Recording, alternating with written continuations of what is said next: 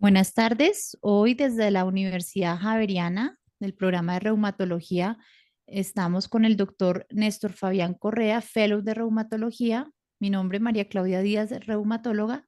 Vamos a revisar la enfermedad de Behçet. Bienvenido, Néstor. Hola doctora, muchas gracias. Bueno, vamos a revisar esta enfermedad que fue descrita por Hulusi Behçet, un dermatólogo de origen turco, quien a mediados de 1900 empezó a observar casos de pacientes que tenían úlceras orales y úlceras genitales y empezó a ver que además de eso, su país, Turquía, tenía mayor incidencia de esta enfermedad y empezó a unir varias manifestaciones, empezó a ver que eran todas un grupo que tenían manifestaciones similares y las unió en la enfermedad de Behçet, que también la denominan el síndrome de Behçet. Está bien decirla de las dos maneras.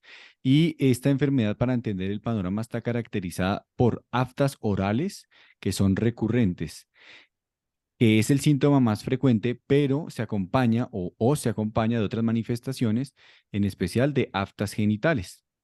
Y estas manifestaciones de úlceras orogenitales, ¿sí? Pueden también acompañarse de compromiso ocular, lesiones en piel similares a acné, compromiso gastrointestinal, compromiso neurológico, compromiso vascular y compromiso de artritis. Y es tan, digamos, tan variado el compromiso debido a que esta es una enfermedad que se clasifica como una vasculitis. Entonces, cualquier órgano realmente puede estar comprometido y la clasificación de Chapel-Hill la incluye dentro de las vasculitis que pueden afectar cualquier vaso, es decir, de vaso variable, solo con la vasculitis o el síndrome de Cogan.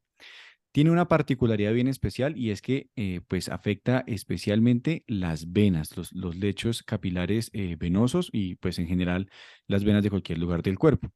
Con el paso del tiempo nos hemos dado cuenta que la enfermedad de Behçet puede ser un gran grupo de enfermedades, un gran conjunto y que puede haber como subconjuntos, pues hay clúster de enfermedad. Digamos, hay pacientes que tienen en especial, por ejemplo, lesiones en piel similares a acné y artritis y otros que tienen, por ejemplo, aftas orales y aftas genitales y se acompañan de compromiso de los cartílagos.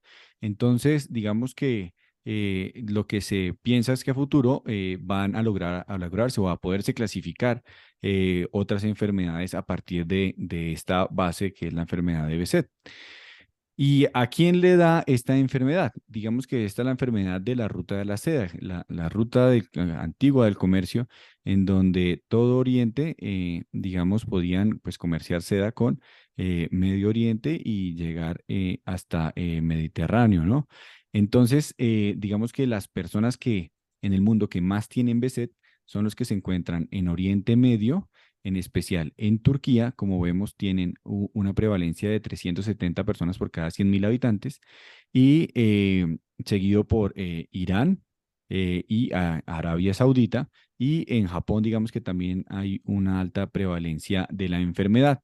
Las migraciones han cambiado la epidemiología de esta enfermedad y pues hoy en día se puede ver como países como Alemania y Francia, que tienen bastantes personas que han migrado de Medio Oriente, pues han tenido un aumento en su prevalencia y pues las migraciones con todo el tema de que ahora se puede ir a todo lado, pues en Estados Unidos también se describe una prevalencia de 5,2 y en Colombia también tenemos descrita prevalencia de la enfermedad. Las personas que más tienen Behçet son personas que se encuentran entre los 20 y los 40 años, con un pico a los 30 años de edad. Las mujeres y los hombres tienen una prevalencia similar y las mujeres tienen una ventaja y es que usualmente la enfermedad es menos severa, a diferencia de los hombres, quienes la enfermedad es más severa debido a que hay compromiso ocular, vascular y neurológico. En Colombia, nuestro director, el doctor Fernández, revisó las bases de datos del Ministerio de Salud y Protección Social entre el año 2012 y 2016 y encontró que había 523 casos reportados como enfermedad de Behçet.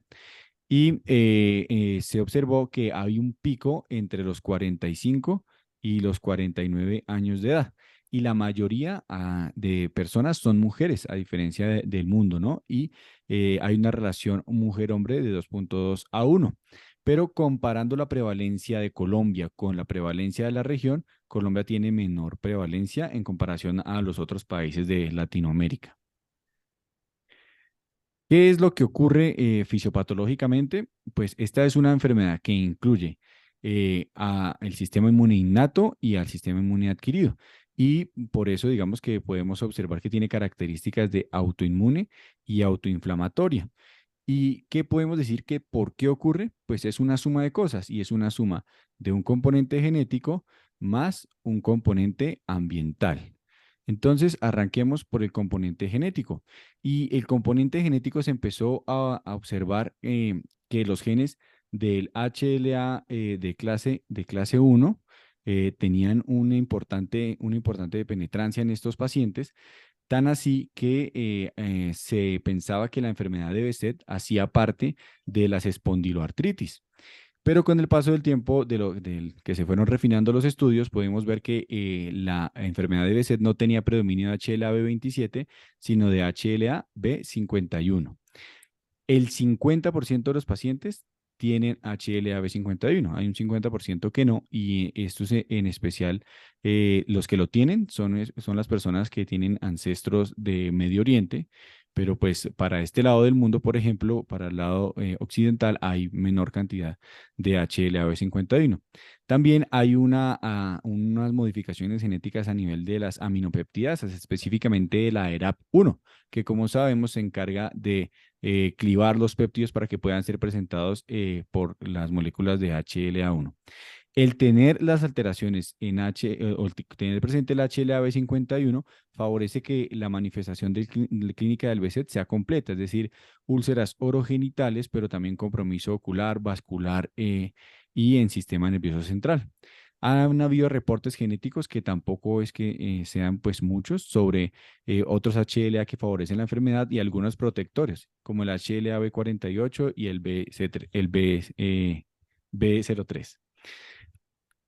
Los linfocitos T también están incluidos dentro de este problema y entonces algunos genes de algunas interleuquinas se han observado presentes, como el de la interleuquina 23, el de la interleuquina 17 y el de la interleuquina 10, que tiene una baja expresión. Y además genes que codifican el, el TCR, como el PTPN1. Entonces, el paciente, como vimos, pues tiene una susceptibilidad genética, especialmente de estos genes, y aparecen algunos factores ambientales, en especial infecciones por herpes, estreptococo y algunas contaminaciones ambientales. Y estos gérmenes, digamos, en especial tienen la facilidad de activar las proteínas de choque térmico, que son alarminas que van a empezar a activar el sistema inmune innato. Activan la inflamación y esta inflamación activa pues empieza a desencadenar una respuesta inmune que en un comienzo es neutrofílica. Eh, estos neutrófilos van a empezar a manifestarse por varias formas. Una de las formas es a través de presentar lesiones en piel similares a acné, o lesiones en piel parecidas también, pues que son úlceras, y también el signo de la apatergia, pues simplemente una lesión, un trauma, algo que lesione la piel, pues que digamos hace quimiotaxis de los neutrófilos y ellos llegan ahí. Los neutrófilos activados liberan sus gránulos a través de las NETs, y eso permite que se aumente aún más la respuesta inmune innata. Una vez activada la respuesta inmune innata, no se queda todo el problema ahí, sino que todo baja a la respuesta inmune adaptativa. Y los linfocitos T helper 1 especialmente están aquí, digamos, implicados en este problema, se activan y van a favorecer la activación de linfocitos B, y se producen también autoanticuerpos, lo cual todo esto va a llevar a daño tisular, ¿no? A través de daño pues, del vaso sanguíneo, especialmente de las venas, y pues daño del tejido en el que esté comprometido. Ya entendiendo el panorama de qué es la enfermedad, cuál es la epidemiología y qué ocurre fisiopatológicamente, miremos cuáles son las manifestaciones clínicas. Entonces, las manifestaciones clínicas más frecuentes, la más frecuente son las úlceras solares recurrentes, es decir, que ocurren más de 3 veces en un año. y se acompañan de úlceras genitales, que no son las más frecuentes, pero sí son las más características. Estas dos manifestaciones están acompañadas de la tercera manifestación más frecuente, que es las alteraciones en la piel, que son manifestaciones, son muy parecidas al acné, son en general como pústulas. Entonces uno las puede observar, por ejemplo, como en esta imagen, que se observan unas pústulas con eritema perilesional, o como en la imagen de aquí arriba, como un eritema nodoso. Y si uno tomara biopsia de esas lesiones, se podría observar una paniculitis. Las manifestaciones que vemos de aquí para allá son menos frecuentes, pero son las que determinan, digamos, el daño, la mayor morbilidad y alteración de la calidad de vida del paciente. Entonces, los ojos del paciente se pueden comprometer en cualquiera de sus compartimientos, en la esclera, en la úvea o en la retina. Y las manifestaciones del sistema nervioso central y vasculares son las que generan mayor mortalidad en estos pacientes. Afortunadamente, son las menos frecuentes. Las del tracto gastrointestinal las dejé aquí por fuera. Y las dejé por fuera porque estas manifestaciones se presentan más en Turquía y en Japón. Y para este lado del mundo, para el lado occidental, pues son mucho menos frecuentes. Entonces, ¿cómo es la frecuencia de las manifestaciones? Entonces, las personas, como les decía, se presentan con úlceras orales y úlceras genitales. Esas son las manifestaciones más frecuentes. Y las lesiones en piel muchas veces pasan desapercibidas porque uno puede pensar que es un acné y no le encuentra como la relación con esas úlceras orales. Las lesiones en piel, las más frecuentes, son las lesiones acneiformes, pero también podemos ver el eritema nodoso y las tromboflebitis superficiales. La reacción de Patergia se ha reportado de menor a mayor frecuencia, pero pues digamos que no hay como una claridad en qué cantidad se presenta porque no está tan estandarizado en cómo hacer este estudio. Eh, las manifestaciones que siguen en frecuencia son las manifestaciones articulares, que generalmente es mono o una oligoartritis, y están seguidas de las manifestaciones oculares y de los compartimentos del ojo que más se compromete es la úvea. La mayoría de veces tiene un compromiso bilateral y en el 20% es unilateral. Ya son menos frecuentes, como les decía, el compromiso vascular, neurológico e intestinal, afortunadamente, porque estas son las que determinan mortalidad. Entonces vamos a describir un poquito estas manifestaciones para entender por qué pueden venir nuestros pacientes a la consulta. Entonces, ¿cómo son las úlceras orales? Entonces, las úlceras orales son aftas de menos de 1 centímetro y usualmente se presentan en grupos de entre 3 a 10 úlceras y son muy dolorosas. ¿Y dónde se pueden presentar? Se pueden presentar en cualquier lugar de la cavidad oral. Aquí, por ejemplo, vemos en el labio, en la parte interna, en la lengua y pueden presentarse también a nivel de los carrillos. Hay una clave clínica y es que no le gusta al BSET de poner las úlceras en el paladar, por ejemplo. Hay unos precipitantes de la aparición de las úlceras y es que dejar de fumar hace que aparezcan las úlceras, el trauma local, algunas comidas y la menstruación. Recordemos que estas úlceras orales deben verse al menos 3 veces en un año. Las úlceras genitales son úlceras que en el hombre la vamos a ver en el escroto. El pene generalmente, digamos, está respetado. Y en las mujeres las vamos a ver en los labios mayores. Y como podemos observar, son úlceras que dejan cicatriz. Es muy importante que las úlceras genitales por Behçet son menos frecuentes que las enfermedades infecciosas. Entonces, antes de pensar que una úlcera genital es un Behçet, hay que pensar en herpes, hay que pensar en sífilis, hay que pensar en linfogranuloma venéreo, por ejemplo.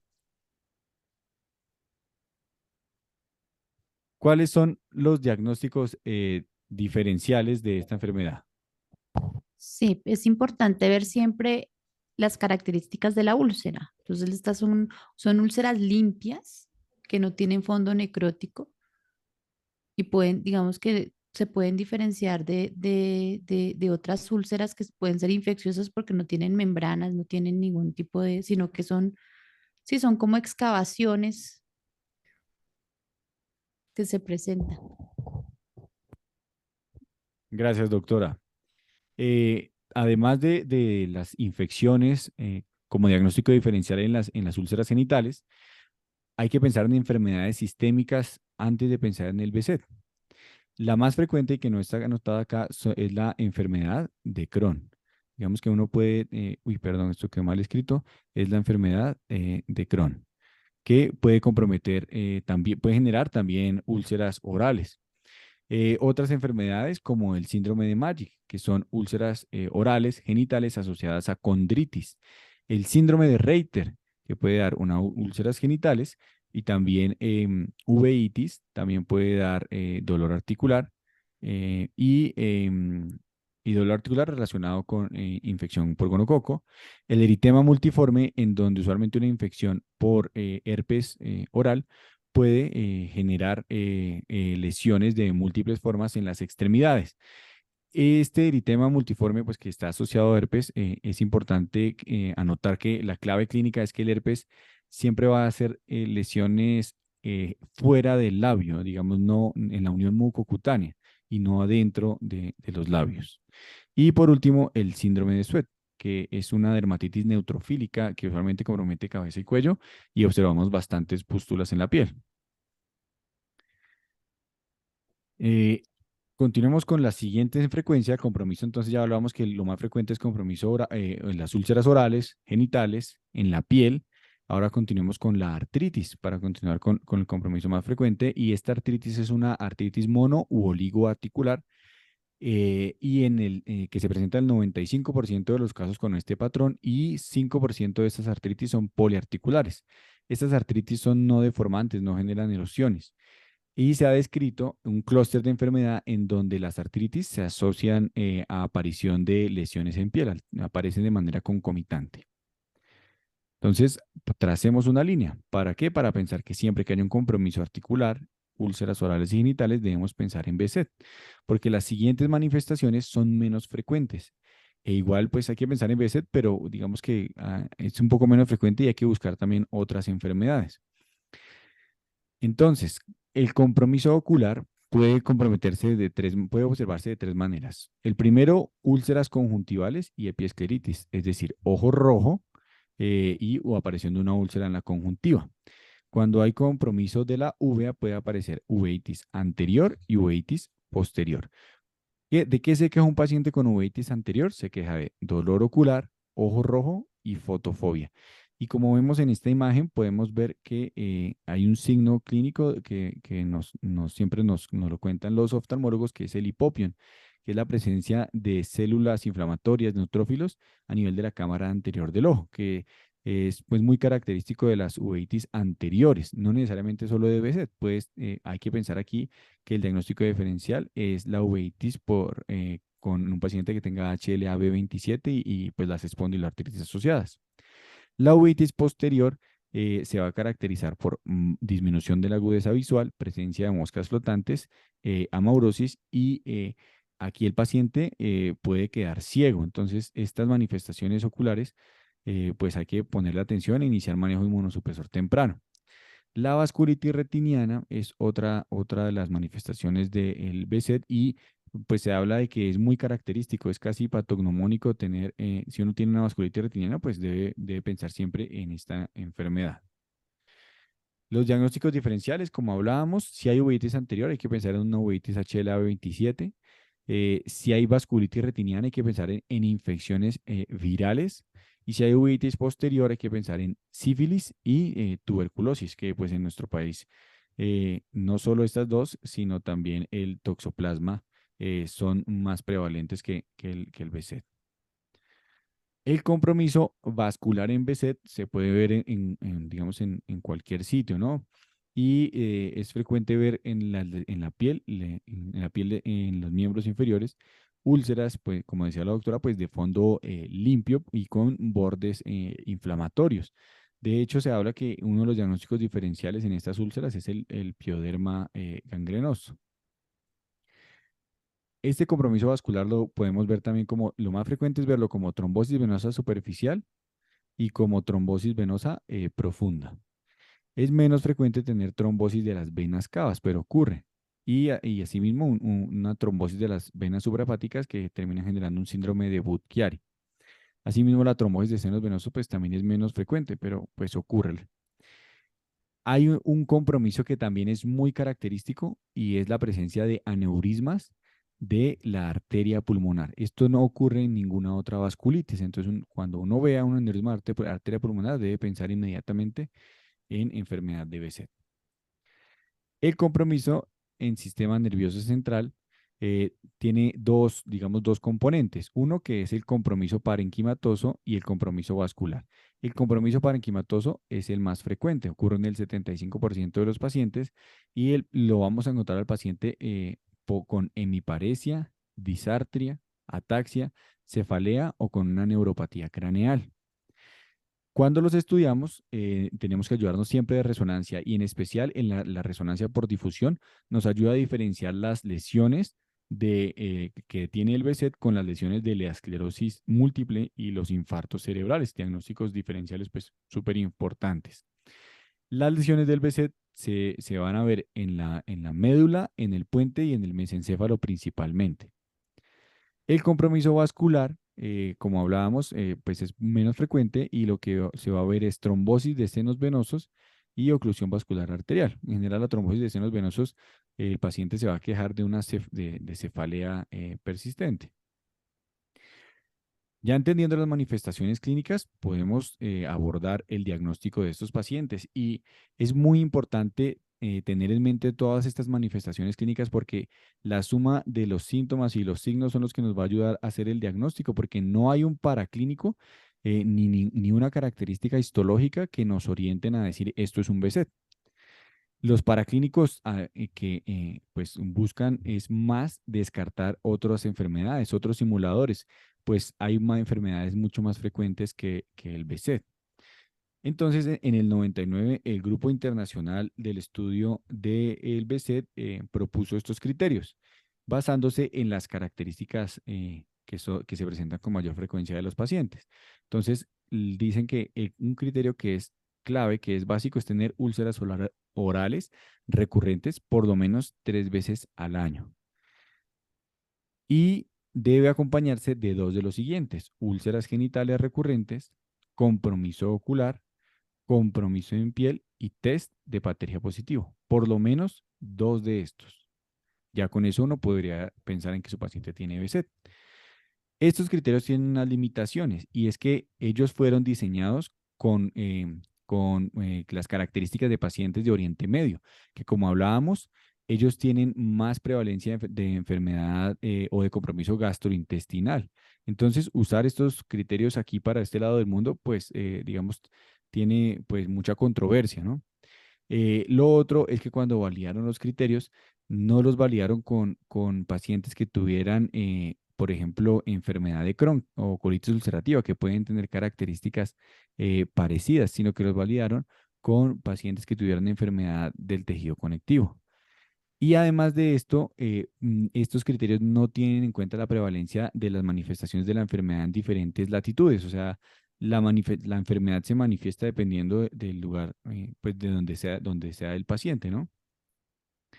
Existen otros criterios, por ejemplo, estos japoneses son muy interesantes. Como hablábamos en la epidemiología, los japoneses también tienen una prevalencia alta de la enfermedad. Y los japoneses dicen, mire, puede haber un Behçet completo y un Behçet incompleto. ¿Qué es un Behçet completo? ¿Cómo lo definen? El que tenga estos cuatro ítems, que tenga úlceras orales recurrentes, úlceras genitales, lesiones en la piel e inflamación ocular.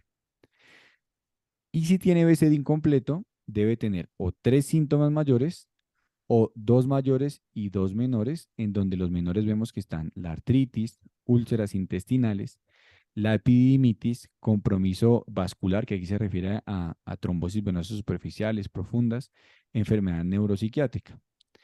Entonces es importante también tener en mente, o lo que hablábamos al inicio, que esta enfermedad pues parece más como una gran bolsa de enfermedades donde podemos ir nosotros clasificando otras enfermedades, ¿no? Estos criterios japoneses pues son útiles, fueron creados para población japonesa y tienen la característica que incluyen el compromiso gastrointestinal. Entonces, pues son útiles especialmente cuando el paciente tiene manifestaciones gastrointestinales o genitales como la epididimitis. El grupo del Estudio Internacional de BC también propuso una clasificación que es la que describimos en esta tabla. Y en esta tabla lo que observamos es que a cada una de las manifestaciones se les da un puntaje. Y si uno logra sumar 4 puntos, pues puede pensar o clasificar la enfermedad como BZ. Y como vemos, pues incluye las manifestaciones que ya describimos. Tiene el problema de que puede clasificar a pacientes con otras enfermedades reumáticas como VSET. Por ejemplo, usted se pone a pensar y el lupus eritematoso sistémico pues puede tener úlceras orales y pueden aparecerse alteraciones en la piel que puedan llegarse a ser similares, ¿no? Entonces, y puede tener manifestaciones neurológicas, por ejemplo. Y con esto uno ya podría pensar que tiene un BSET y no un lupus. Entonces, hay que ser muy cuidadoso al momento de usarlos y en especial uno debe usarlos cuando ya ha descartado otras enfermedades. Entonces, abordemos un poquito el diagnóstico diferencial. Como ya hemos descrito, el lupus se parece porque pues tiene úlceras orales, tiene artritis no erosiva, hay compromiso neurológico y manifestaciones constitucionales. Y los paraclínicos nos van a ayudar en que el BSET no disminuye el complemento y en general el BSET no positiviza en gran medida los ANAS. La prima más cercana, las enfermedades más cercanas, la espondiloartritis con HLA-B27, también pueden tener úlceras orales, uveitis, artritis, compromiso gastrointestinal y en la piel. Pero la diferencia es que estos van a tener HLA-B27 positivo. La enfermedad de Crohn es una de las que tiene manifestaciones más parecidas. También tiene úlceras orales, artritis no erosiva, compromiso gastrointestinal, ocular y en la piel. Y la forma de diferenciarla es que en la enfermedad de Crohn, pues sí vamos a ver un compromiso granulomatoso. Con la colitis ulcerativa, la diferencia es que en la colitis ulcerativa va a haber un compromiso del colon de proctitis y digamos que la diferencia con la enfermedad de Behçet es que le gusta el ilion terminal y la válvula ileocecal.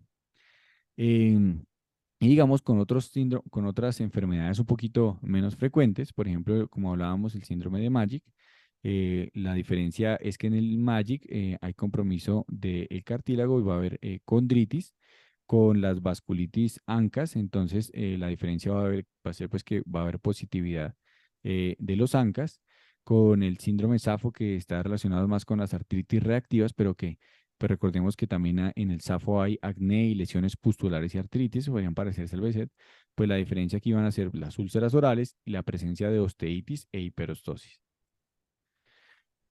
Una vez uno ha hecho el diagnóstico de BSET, ha descartado otras enfermedades frecuentes, pues puede medir la actividad de la enfermedad. Y existe este formulario que es fácilmente encontrado en Internet y uno puede incluir o debe incluir a lo que el paciente piensa y lo que el paciente y lo que el médico encuentra en las características clínicas que observa en el paciente y el médico también da una evaluación global y al final da un puntaje con lo cual puede determinar la actividad de la enfermedad. Y determinando la actividad de la enfermedad, viendo dónde está el compromiso, cuáles son los dominios, entonces determina uno el tratamiento. Incluí esta tabla que me pareció muy sencilla en donde podemos pues de acuerdo al compromiso que tiene la enfermedad, iniciar el tratamiento. Entonces, cuando el paciente tiene solo compromiso en la piel o en las mucosas, los esteroides tópicos son muy buenos, ¿no? Hay que hacer la salvedad que cuando hay compromiso de la mucosa oral, existen los corticoides tópicos orales, digamos, aquí, por ejemplo, en Colombia existen fórmulas magistrales que se pueden mandar preparar con clobetasol, triamcinolona, dexametasona. Em, y cuando no hay respuesta a los corticoides tópicos, tenemos la opción de usar la colchicina, que se puede usar una tableta cada 8 horas o hasta 1,5 miligramos al día. Ha aparecido recientemente una alternativa que, digamos, ha tapado un vacío que tiene la colchicina en cuanto a que la colchicina en los estudios clínicos ha mostrado mejorar el compromiso articular, pero no ha mostrado con claridad mejorar el compromiso de las úlceras, mientras que el apremilast, pues sí tiene esa ventaja, ¿no? Y es un tratamiento también oral. Si no hay respuesta a alguno de ellos, podemos iniciar tratamiento inmunosupresor con azatioprina, con interferón alfa y con etanercept. Son posibilidades que están más allá de los esteroides tópicos, colchicina o apremilast. En general, las articulaciones también siguen este mismo camino, si hay compromiso articular. Y como hablábamos, el compromiso de piel, mucosas, se acompaña usualmente del compromiso articular. Ya pasando a estas manifestaciones más severas, entonces, cuando hay compromiso en la uvea, es recomendado iniciar manejo con azatioprina. Hay que iniciar inmunosupresión y con esteroides también orales. Y aquí, nuevamente, si no responde a la azatioprina, podemos usar interferón alfa, inhibidores de TNF como el infliximab o adalimumab. Los fenómenos trombóticos, digamos que la azatioprina también es la principal opción. Digamos que es muy discutido si uno debería anticoagular o no a estos pacientes, porque la fisiopatología del fenómeno trombótico aquí está dado es por la inflamación de las venas. Cuando hay compromiso de aneurismas pulmonares o aneurismas periféricos, pues hay que corregir quirúrgicamente ese aneurisma y hay que usar pulsos de metilprednisolona asociados a ciclofosfamida, 1 gramo por mes, y esta terapia debe durar 6 meses. Y si hay compromiso en sistema nervioso central, nuevamente la azatioprina es una muy buena alternativa. Cuando hay compromiso gastrointestinal, usamos medidas parecidas a la enfermedad inflamatoria intestinal. Se usa sulfasalacina o sus derivados y también los inhibidores de TNF. Y como vemos acá, siempre pues los corticoides siempre van a acompañar esta terapia que pues debemos ir disminuyendo en la medida que veamos que nuestro paciente va mejorando y con eso disminuir la prevalencia o la aparición de reacciones adversas. Existe una guía para el tratamiento de BSET, que está propuesta por EULAR. La última fue publicada en 2018. Y en esta guía describen unos puntos que me parece clave resaltar. Y el primero es que esta enfermedad tiene una historia natural que es de recaída y de remisión. Entonces a los pacientes siempre debemos decirle, venga, esto le puede volver a ocurrir. Y en general los 5 primeros años de la enfermedad tiene mayor aparición o recaídas más cercanas. Em, y entre más anciano o entre más edad tiene el paciente, va disminuyendo las recaídas y la severidad de las mismas. Siempre debemos buscar apoyarnos de un grupo multidisciplinario, oftalmólogos, cirujanos vasculares o dermatólogos, lo que veamos que nuestro paciente tenga pues comprometido y que nos puedan ayudar. Cuando haya manifestaciones oculares, vasculares y neurológicas y gastrointestinales, pues sabemos que estas manifestaciones tienen peor pronóstico y pues la terapia debe ser instaurada pues lo más pronto posible.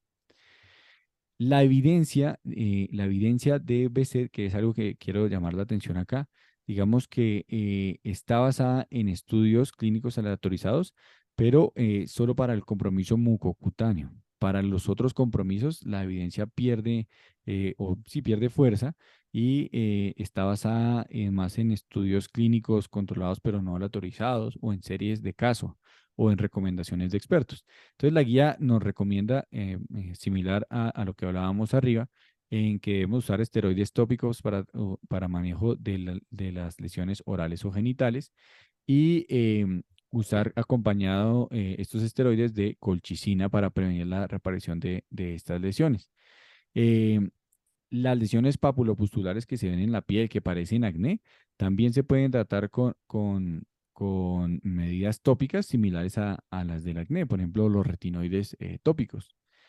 Las úlceras en la piel de los miembros inferiores son causadas por estasis venosa y vasculitis obliterante. Entonces, el tratamiento debe estar planeado digamos, favorecido o que nos ayude siempre un dermatólogo o un cirujano vascular. Eh, si no hay mejoría con la colchicina y con los esteroides, pues aparecen las otras alternativas, azatioprina, talidomida, interferón alfa, inhibidores del TNF, apremilast.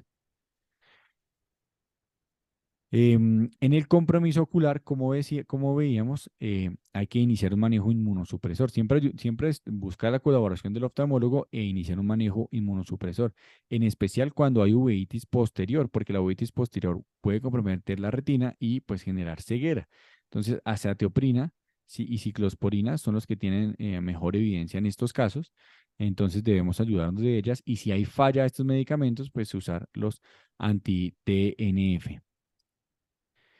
En el compromiso vascular, en la trombosis venosa profunda, debe darse manejo con glucocorticoides y azatioprina. Como les decía, no hay claridad, hay mucha controversia en cuanto a anticoagular o no anticoagular. En caso de que haya trombosis venosas refractarias al tratamiento con azatioprina, ciclofosfamida o ciclosporina, los inhibidores de TNF han mostrado en series de casos tener buena respuesta. Y la anticoagulación siempre debe evaluarse el riesgo de sangrado o el riesgo-beneficio de sangrado versus retrombosis. Cuando hay compromiso arterial, deben usarse ciclofosfamida y altas dosis de glucocorticoides. Cuando hay compromiso del sistema nervioso central, entonces nuevamente altas dosis de glucocorticoides acompañados de azatioprina. Aquí la ciclosporina no se debe usar y los inhibidores de TNF deben considerarse en caso de que la azatioprina haya fallado. Eso era, muchísimas gracias por su atención. Muy bien, Néstor, muy completo. Es una enfermedad muy poco prevalente. El espectro de severidad es muy amplio. Afortunadamente, en la mayoría de los casos son leves a moderados, pero cuando se presentan compromisos sistémicos severos, refractarios, son un reto diagnóstico en primera instancia y sobre todo un reto terapéutico complejo. Muchas gracias.